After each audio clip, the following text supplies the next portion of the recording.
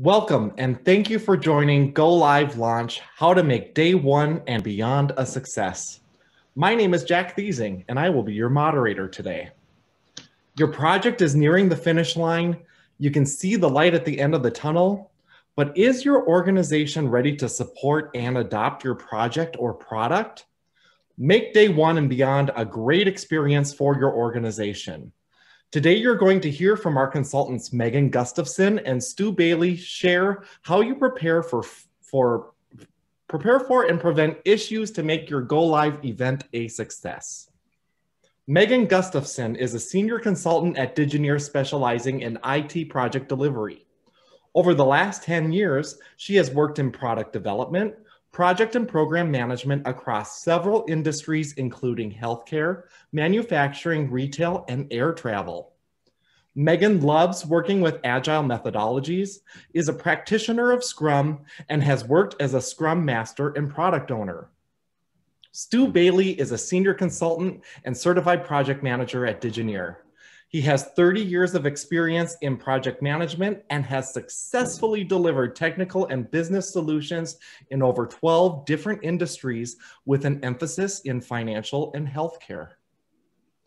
If you have questions during the webinar, please type them into the Q&A feature.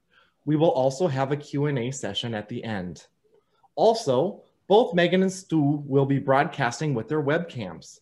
Zoom has options to toggle how you view the presenters as they are going through the presentation.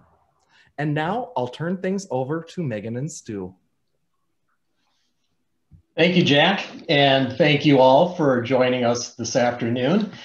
Let me start by giving you the definition of a Go Live launch as it will be used here today. Think of a product, a process, or a project that is being delivered, or maybe a new application that is being turned on. It could be broader than just a product. It could be also a large project or a small project. It could be an overnight cutover or some technology, or it could go on for several weeks. Why we say make day one and beyond a good experience? Why is that our angle, and what will the audience learn today? The focus is so often put on just flipping the switch for the Go Live itself, and then you wrap things up with the lessons learned and you're done.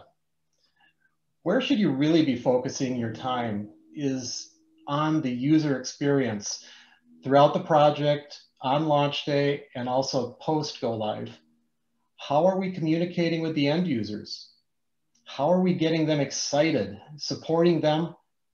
Do they even know how to get support? Is your action swift and painless? So much focus is put into day one, but what about beyond? You need to plan for and focus on user and business readiness. How you will transition to production support and return to steady state is key. We all want our projects and the Go Live to be successful, of course. Sure, technology can fail us at the most critical time of implementation. Maybe users didn't receive proper training, so in return, your help desk calls just increased. In my experience, it's the end users and your stakeholders that are impacted by change introduced by the project implementation that will ultimately declare whether it was a success or not. Trust me, the difference between a successful Go Live and a failure can be as simple as a key stakeholder saying that they're underwhelmed. Yes, getting the implementation of the technology or process is very important, but don't forget the people management side to ensure sustained user adoption, faster return to business as usual, and overall stakeholder satisfaction.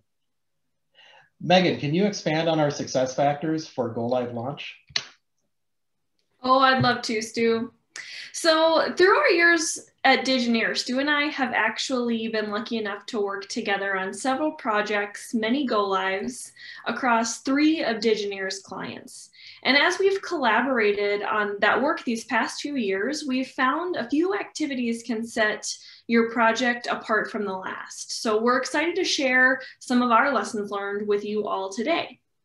So this slide previews the 4 areas we'll discuss. These are the elements that, in our shared experience, have helped shape our readiness efforts to ensure a smooth and successful launch. These success factors include know your people, create a governance model, communicate effectively and with purpose, and don't forget your work is not done immediately after the flip is switched. There are key post-go live follow-ups that ensure success beyond day 1. And now we're going to dive right in. Here's our first success factor, know your people. Our advice today starts with know your people because it's one of the most critical factors. Your launch prep should center on these most impacted by your new product, process, or project. And by the time you start thinking about your launch, you likely have your SMEs, actors, user access management defined. This isn't about the nuts and bolts of getting users into the system. Instead, it's about identifying the full scope of users across your organization that will be impacted by your launch. So there's work to do with those users before go live. And I'm thinking of everyday users, the occasional ones, those who rely on inputs or outputs of your product downstream. It could be internal or external to your organization. Identify their needs and take into consideration their appetite for change. And that's a key exercise to ensure the rest of your preparations are created to react and respond to those specific stakeholders and their varying needs and concerns. Next, in the Know Your People section is define roles and responsibilities when it comes to your product launch. Again, this could look different than earlier phases of your project, and it may include a broader scope of individuals, or it may require different engagement from already identified roles and responsibilities on the team from members or sponsors. This is about defining launch-specific roles and responsibilities. So think about these types of things. As you approach crunch time, who are your decision makers? Who's involved in key issue resolution and support? Are external or third-party vendors, do they have a role in your launch? Determine escalation paths and the forums or avenues that you'll be engaging these key roles, and help set their expectations for your role and the role of key go live staff or groups. Last in this section is how will you measure success through the behaviors of your end users? What key metrics should be used to identify progress, product stability, utilization, or adoption rates of your users both pre-go live and beyond? Defining metrics early helps set expectations with users and sponsors on how you'll deem your go live was a success or not.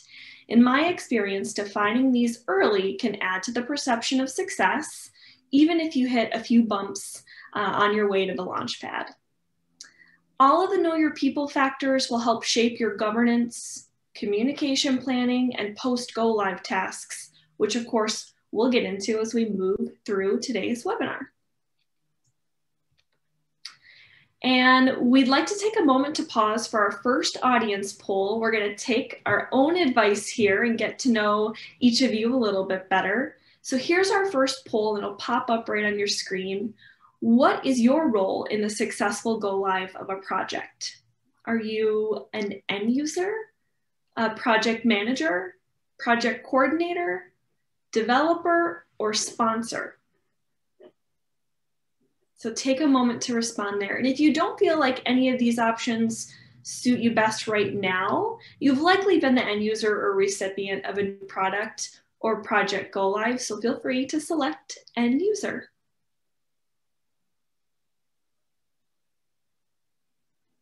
Thanks to those I see responding. I'm going to give it a couple more seconds. It's just 2 quick clicks to submit the poll. And I'll share the results here.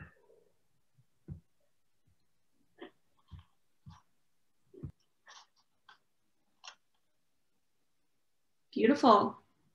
Plenty of people on the project manager and coordination path here. So hopefully what we've got to offer you today will help you guys as you put your project management hats on and think about your next project. So great, thank you. We'll have 2 more polls throughout this webinar.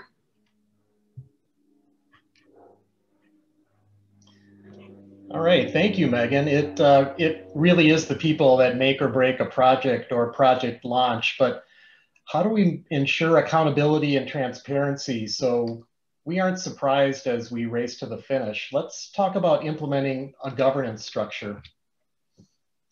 What we mean by governance structure is a recurring forum that gets together and meets on a designated day of each week prior to go live. This can be as much as several months before go live, depending on how big the scope is and how many work streams are possibly involved. You should be inviting all the teams that are supporting your product to report on their individual status in progress. Having a template, of course, would be very helpful. This is your opportunity to reinforce the mission, vision, and goals of the project. Number 2, you need to discuss and collaborate to remove roadblocks. Swarm around those critical roadblocks. This is truly your opportunity to adjust scope or realign if necessary.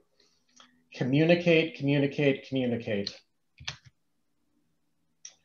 Number 3, make commitments to resolve project issues amongst other competing priorities. Commitments need to be made based on reality and honest assessments so there are no surprises. You need to track risks and issues carefully and consistently right up to go live. Every risk needs a mitigation plan, and every issue needs a who and a by when date. And lastly, number 4, create one consistent message for status and communication. Include metrics that make sense for each work stream as well as for the overall project so that you can gauge how you're tracking towards the success of the go live. Let's pause again for our second audience poll. On a scale of 1 to 5, how successful do you feel your last project's go live was? 5 being very successful, 4 mostly successful, 3 neutral, 2 mostly unsuccessful, and 1 not successful. We'll pause for a moment to let you vote.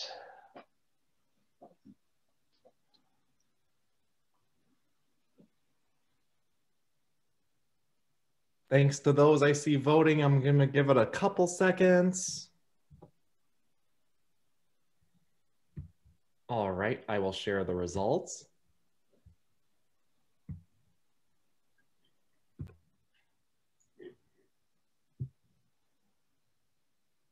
All right. Wow. I'm seeing successful. Yeah, I'm seeing a lot of successful go lives. We'd love to hear your success stories.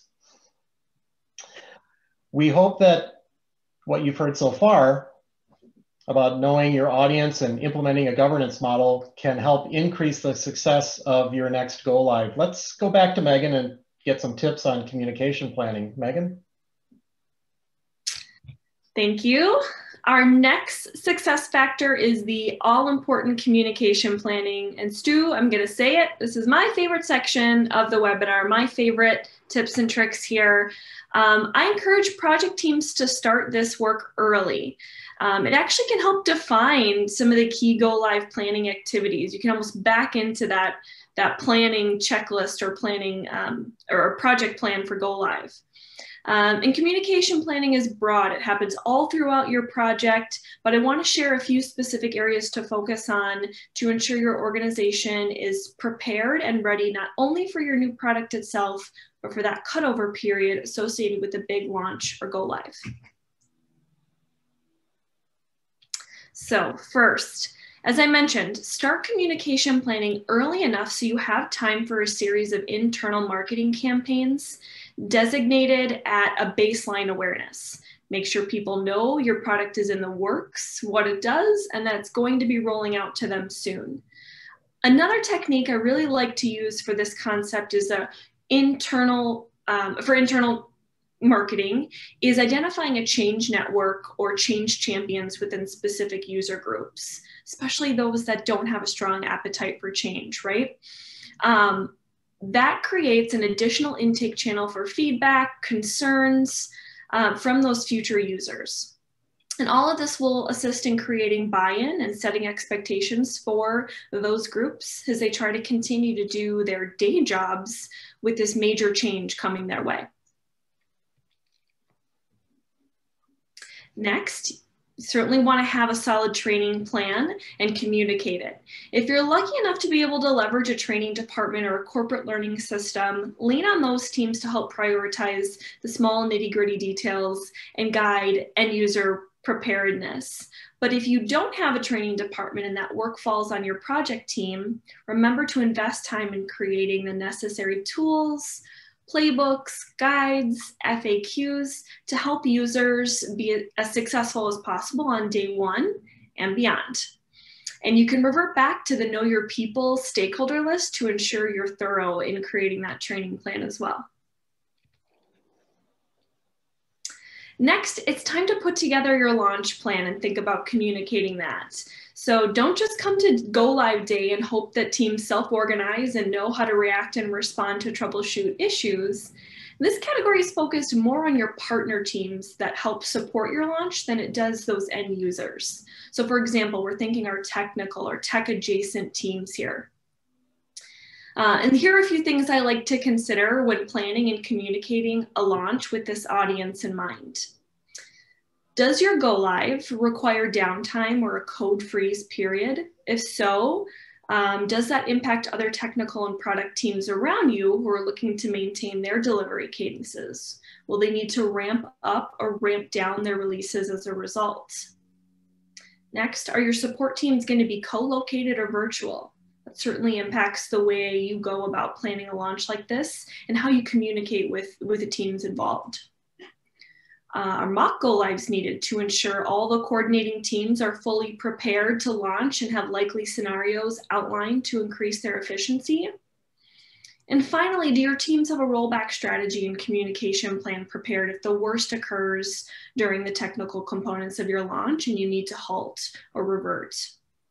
Ask your team these questions as you plan and communicate your launch specifics. I know we've got a lot of project management folks on the line, so collaborate with your teams to answer these questions for your next go live. And remember, you can use your governance forums as a way of making your work streams aware of this plan or collecting key inputs from them as you go about this phase. So finally, the go live support plan, the final layer of this little communication pyramid here, this piece caters to all of your stakeholders, your new users, your team members, sponsors, leadership. Flipping the switch on your product might only take a few hours, but depending on the scale of your launch, you may need to support your organization for a few days or up to a few weeks afterwards. In our experience, we recommend continuing your governance model through the go live support phase. And you just heard Stu talk about why that forum is beneficial. It brings your work stream reps together, leaders, sponsors to hear updates, make decisions, and resolve roadblocks during your launch. That meeting will become a key communication channel for status and issue updates during your go live. And from an end user perspective, make it clear where and how users will get support on this new product or process or project, whatever it is you might be rolling out. If they run into an issue in their workflow, where do they go to get help, and how quickly will your support teams be able to engage with them to troubleshoot? Set the expectations. Additionally, consider how you're tracking and prioritizing those go live and cutover tickets, support tickets, and perhaps post go live support tickets are a part of the metrics of success that you defined in the Know Your People phase. So the end goal of communication planning is to ensure top to bottom your organization is fully prepared for the cutover and beyond. So consider the big picture of your project coming to a close, how you'll transition your product to business as usual and keep your operations flowing. So Stu, let's move on to our final section. You understand your audience.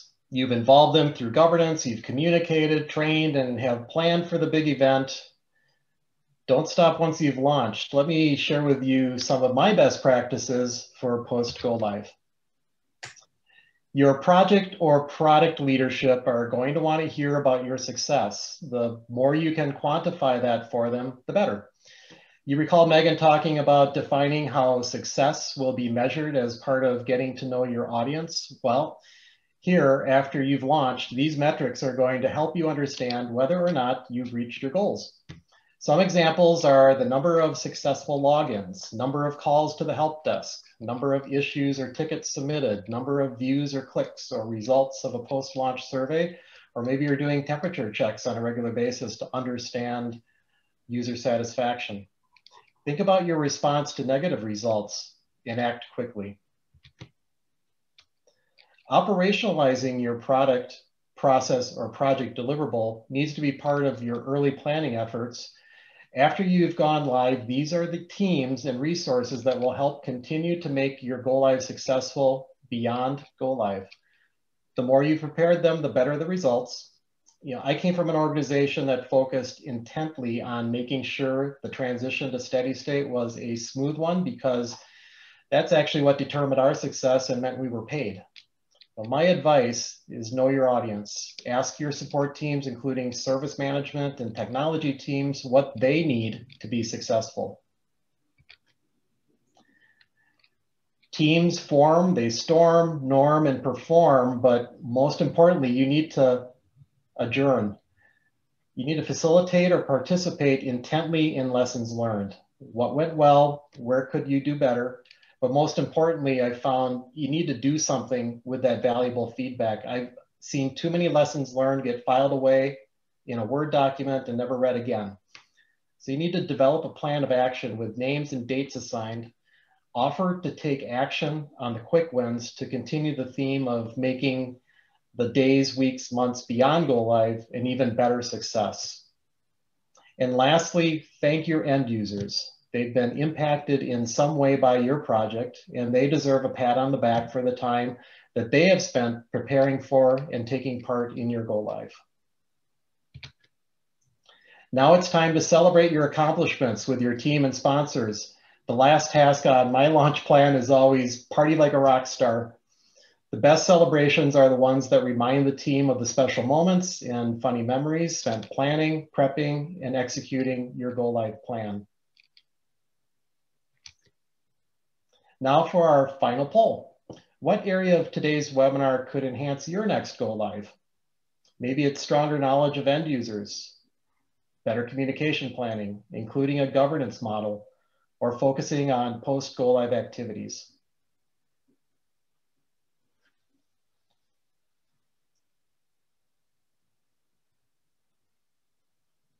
Thanks to you responding. I'm going to give it a couple more seconds. And I'll share the results.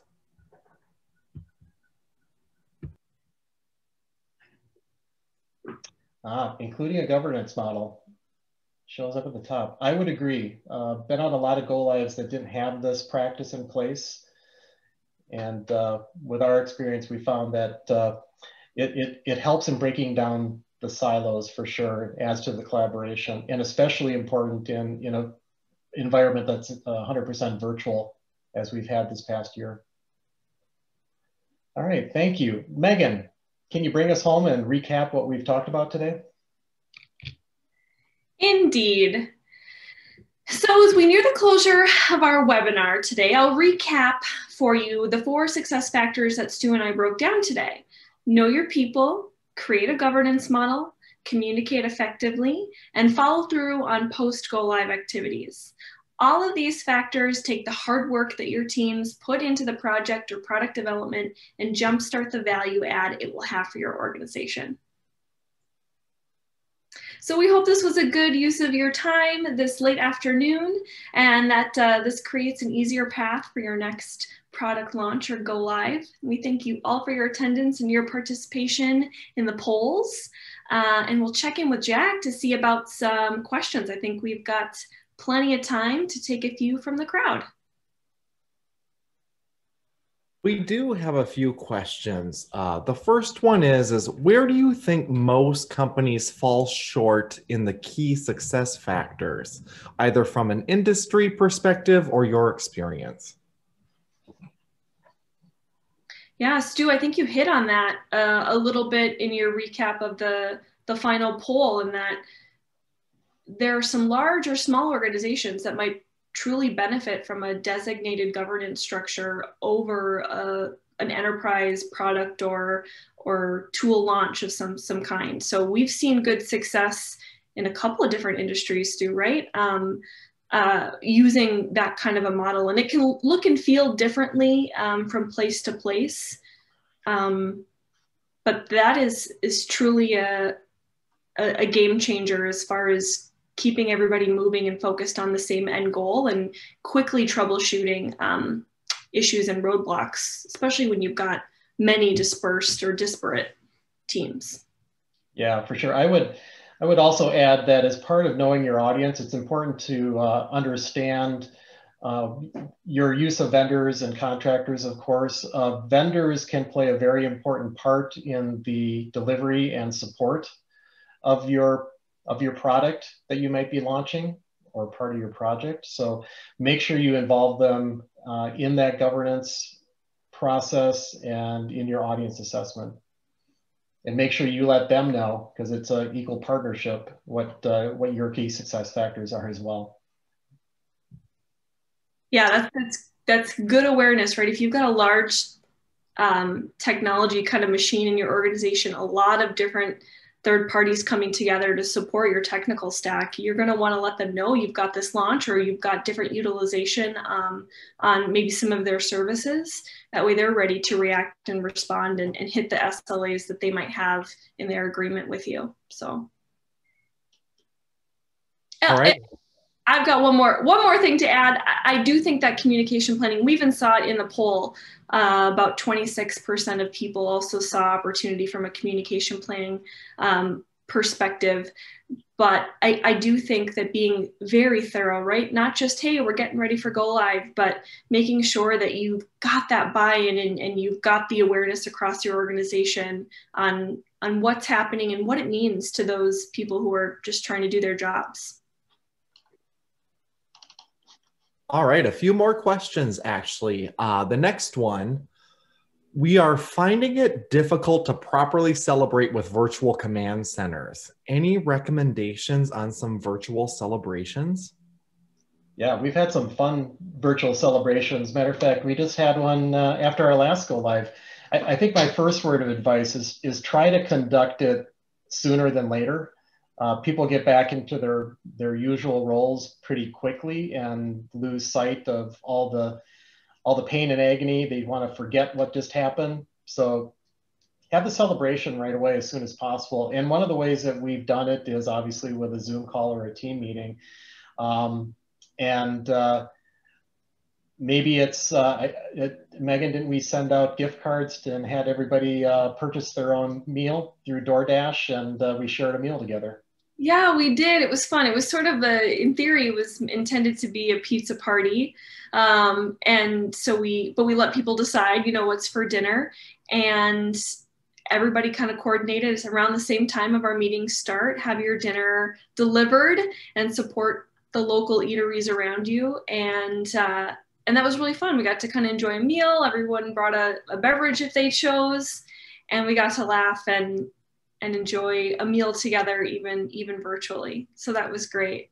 I think back to this year, Stu, we had a lot of go lives last year, Stu and I, and a lot of our colleagues. And for those that were sort of located in a general vicinity, not across the country or the globe, we found a way to ship little care packages to homes directly, so that people kind of got a surprise in their mailbox ahead of a go live. Actually, we're kind of celebrating, all right, we're finally here, we're getting ready for this final push, and that gave people a fun motivation. So Stu mentioned do it quickly after the go live, and you certainly don't want to count your chickens and you want to stay focused and get your work done, but there's something to be said about the extra little things that motivate and bring a team or keep a team close knit while we're physically distanced. So that was fun as well. All right, next question. So many of these go lives touch so many people. How do you manage to communicate effectively to all the stakeholders? That's a great question. One of the important things during an audience assessment and getting to know your audience is also understanding how they like to be communicated to, the different channels that are available to communicate to them, and use them effectively. We typically will put together some form of a messaging plan or schedule throughout the project leading up to go live. So starting with some important messaging to get them excited about the go live, possibly inform them about what the go live is going to look like and how to get training, get support. Road shows we've done before, invite as many people that are impacted by the change of the project or product that you're implementing to walk them through what some of those changes are that they would be expecting. Megan, do you have anything else to add?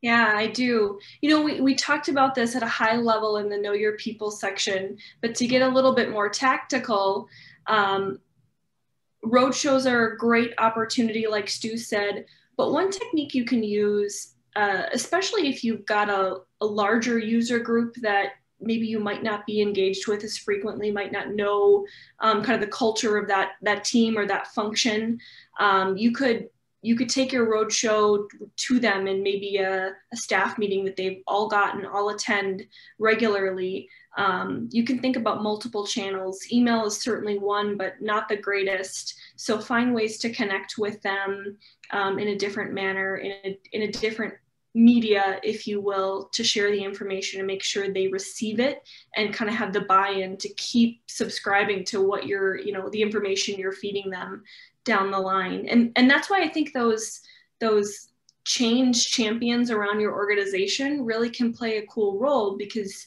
if my supervisor in my team is a designated change champion for this new project or product launch, well, I've got a really easy communication path, and that change champion, right, can feed that back to your project team and make sure that is coming full circle and the needs of that group are being heard and being responded to as well.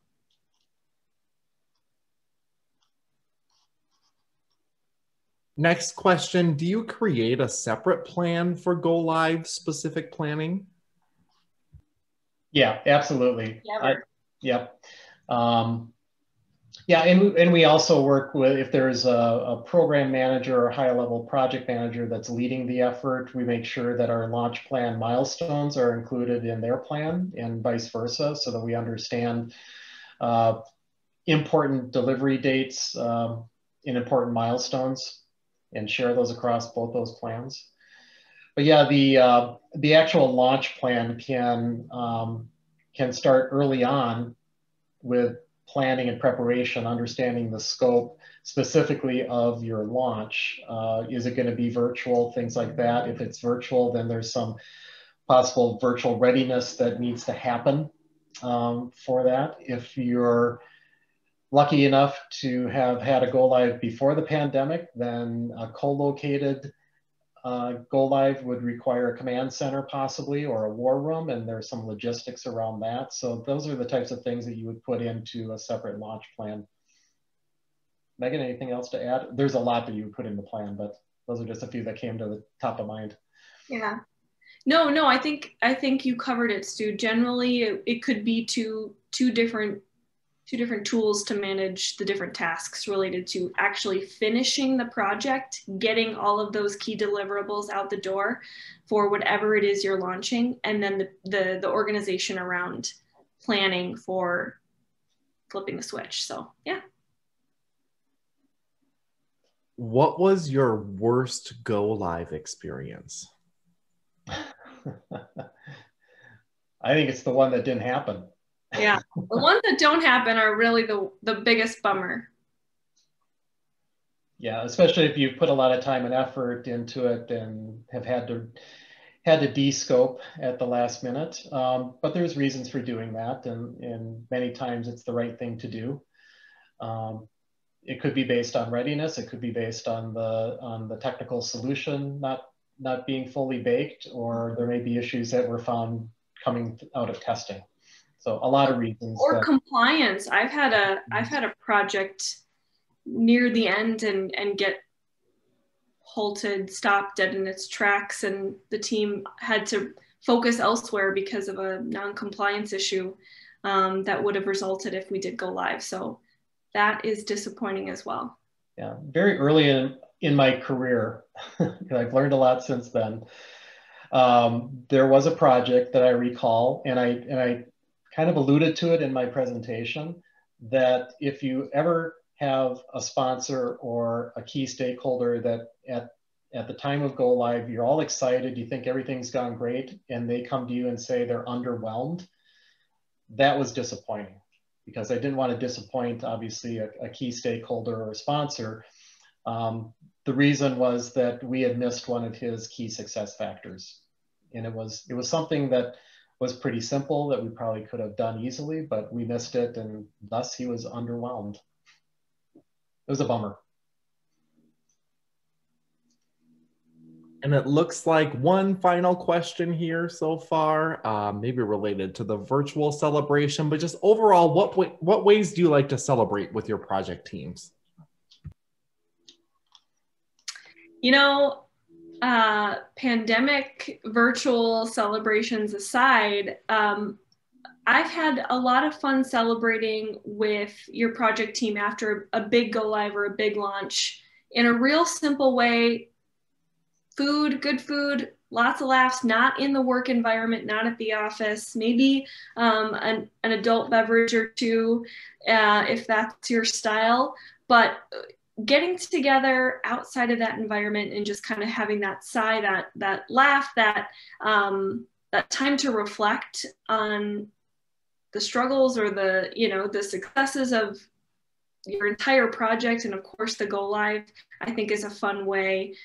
Also, and this is not like fun, but I really appreciate when you can take an opportunity to recognize the strengths of your team around you. All of this kind of work we get to do all day is truly a team effort. It doesn't happen by one individual. So to be able to acknowledge the really strong values of your team members and how they stepped up and how they showed up for you, I think is a really valuable tool for a high functioning team as well. Yeah, and please don't wait till the end of the project to show gratitude. Show it along the way. Praise your team. Meg, I just recalled that one of the greatest things we did last year was we created a fun committee. So if you're looking for ideas and you have people on your team that want to have fun, have them start a fun committee. Yeah, we had a long runway for a project, and we were right in the middle of the pandemic, and people were feeling all kinds of feelings, frustration and a little loneliness, or a little like Groundhog Day type feelings. So a small group of people on the project team got together and just found fun ways for the team to stay engaged and not only focus on work, but give back and kind of keep each other going in a fun way. And that was awesome. It was the breath of fresh air that we needed in many instances. So a few more questions, actually. This one has some background to it. So this person says, I worked on a large program for a company that was comprised of 2 different segments. The post-go live experience was a little rocky due to the differences between the governance for the 2 segments. So primarily there was one segment that this person was the project manager on and needed to support the other. Do you guys have any advice on how to build a governance model across project teams to avoid challenges when there are dependencies like that? Yeah, Stu, do you want to start or do you want me to start? I'll let you start. So what comes to mind for me is 2 segments. Maybe that's a result of just 2 sides of this organization or business. Maybe it's a result of a former merger or acquisition. So a lot of the functions could still be separate. And it could feel very separate, but ideally you have one place where all of those teams truly come together to discuss and to make sure that everybody is on the same page as far as issues or status from all of the dependent teams, right, that are contributing to this large effort. That can be a challenge, but that's why so many of us, I think, saw in the poll that that's a real opportunity, right? Seems like a big, hairy thing to stand up a model like that, but bringing everybody to one place to make sure you're aligned is truly key, especially when you think about the post go live, right? That operationalization, if you will. You need to bring all the key folks together to one place to have those conversations. Stu, what are your thoughts? Yeah, I think the other approach is if it is so large that you have multiple segments, having liaisons that will act on your behalf. So sending somebody from your command center to the other command center, for example, when you're in go live. Prior to that, during governance, those same people would be interacting and bringing back information and sharing between the two. That works as well. I also think that some of the tools that we've been using in as of late, like Microsoft Teams, can also help in this effort to add to the collaboration, the communication, and the breakdown of potential siloing between the two segments. All right, a couple more questions. Next one is, if I'm a project manager, what are some ways I know I'm done and ready to close out my work and disengage from the project? Well, there's a couple ways that I can think of. The number one is if you're getting paid. So once payment is made, you're done, or according to the deliverables in the contract, say you're done. But the most important thing I would say is making sure that you get the sign off from the project sponsor, or the key stakeholder, the leader. Maybe it's a steering committee that signs off, but it's really important to get that. You can look at other things too, like how many issues are being submitted. Are you at the point where your issue log is to the where you're not having or showing up any critical issues? They've been resolved, so that can go back to business as usual with the issues team or service management team. Maybe there are controls that need to be in place. You're delivering a project that needs to be SOX compliant, so make sure that those compliance items are all closed out. Anything that came out of testing, perhaps, that weren't considered showstoppers for the go live itself, but need to be closed out or fixed because maybe they're workarounds. Those plans need to be in place with people assigned and dates, and those dates would indicate when you're possibly actually done. Megan, anything to add? Yeah, I have so many thoughts. So when you wear that project management hat and you stick with a project, especially a big one, for a while, you can sort of become a subject matter expert in this tool, this product, and all the teams involved. You often become the face of it. So it can be very challenging to cross off the last thing on your to-do list and totally walk away or re-engage elsewhere.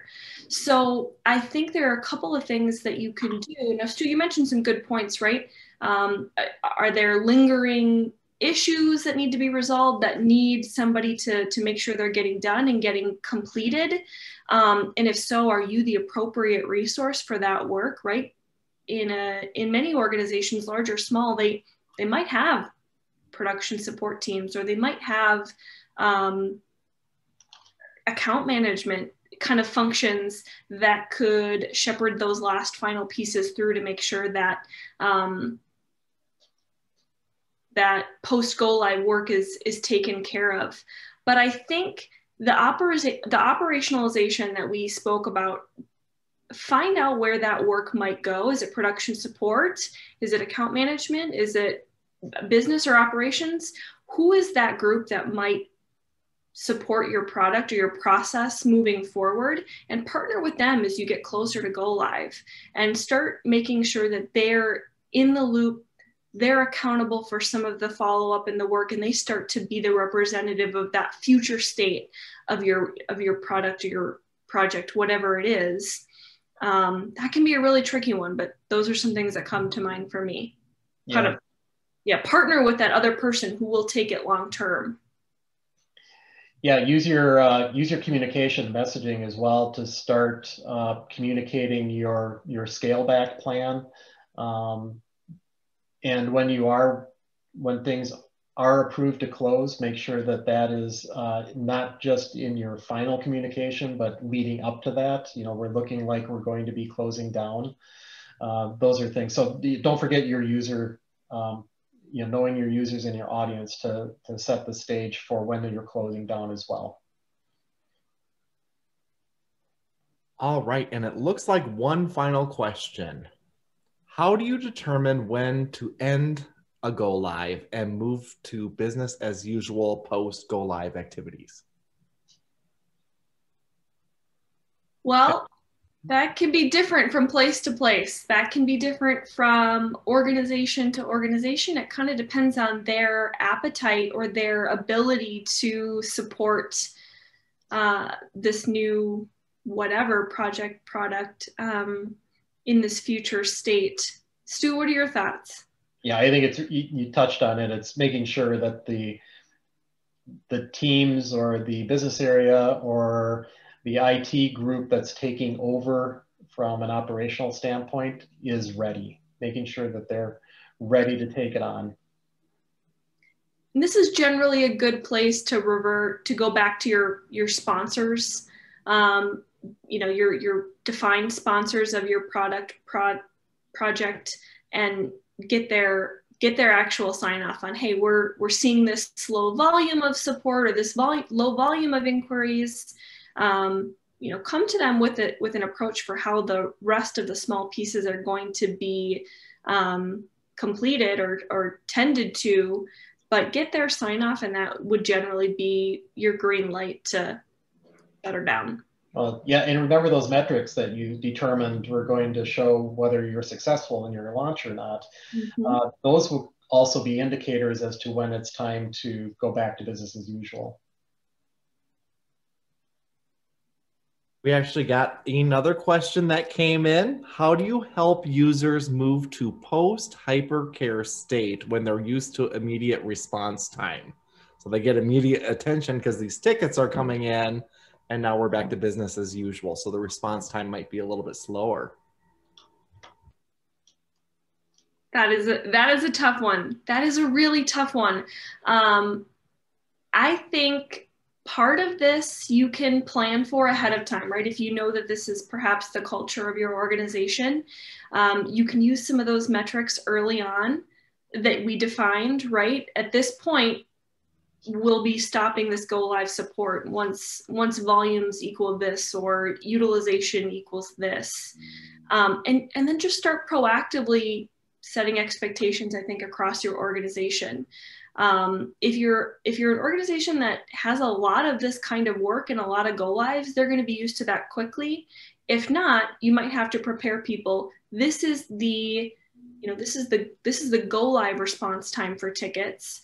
Soon we're going to be in a not go live scenario, and you're going to see regular turnaround time on your tickets. And sometimes just explaining what that turnaround time is, if you've got a grid or if you've got something that outlines those SLAs that come from your support teams, that planting that out there for people to see ahead of time, ahead of the go live, helps set expectations as well. Because a lot of times people don't remember what those SLAs are, and so there's panic, right? They're just trying to do their job. So yeah, those are my thoughts. Yeah, I think that's a great answer. I would have answered exactly the same way, setting those expectations. Mm-hmm. It's a tough one though, because I've been in situations where as an end user, I had that expectation, right? And maybe it's because I wasn't prepared properly for the change in SLA. That is all the questions we have. Thank you, Megan and Stu. You're welcome. You are welcome. Thanks for all the great questions from our audience. That was awesome. All right, so on behalf of Megan and Stu and Digineer, thank you for joining. This concludes our webinar. Please look for the recordings of our webinar on our webinar or on our YouTube channel, and be sure to follow us on our social media channels. Also, if you do have any questions, send an email to info@digineer.com. Thanks for joining, everybody, and have a great day. Thank you.